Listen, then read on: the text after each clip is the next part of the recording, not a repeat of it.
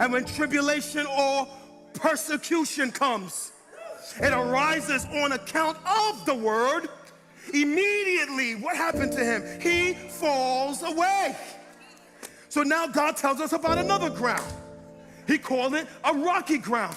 And where you see dirt on the floor, and you think that, man, that's a good place to sow. And underneath that dirt, maybe a foot to 2 feet, is what we call limestone.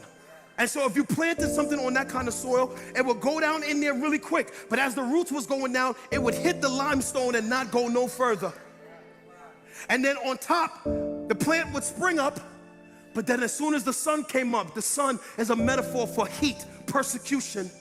As soon as people don't like you because you're a Christian, as soon as they don't like what you have to post, as soon as they don't like your preaching, like your YouTube, as soon as you feel haters on your social media, man, you think to yourself, man, you want to be a people pleaser, so the heat burns up that plant and it falls away. That's what I call a shallow heart.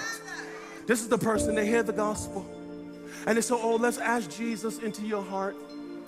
And they invite Jesus into their heart, which nowhere in the Bible, but they invite Jesus into their heart, and then they run with Jesus. And then they're going to church 3 weeks out of the month, and then they join a team, and then they're in a squad, and they try to give a quarter every now and then in the offering.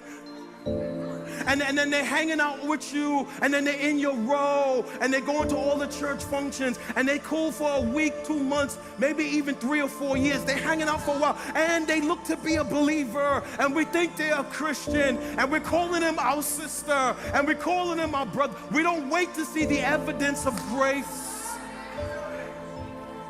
Watch. And then they came to Jesus because some false prophet said to them, come to Christ. He'll make your life perfect. He'll make everything good. He'll make you wealthy. You have an easy trip. So they come to Christ for the promise of things. And then they get the promise of Jesus in this world. You will have tribulation. And then when tribulation comes because of Christianity, now they got to make a decision. Either keep Christianity and feel the pressure of conviction, or abandon Christianity to feel the freedom of compromise.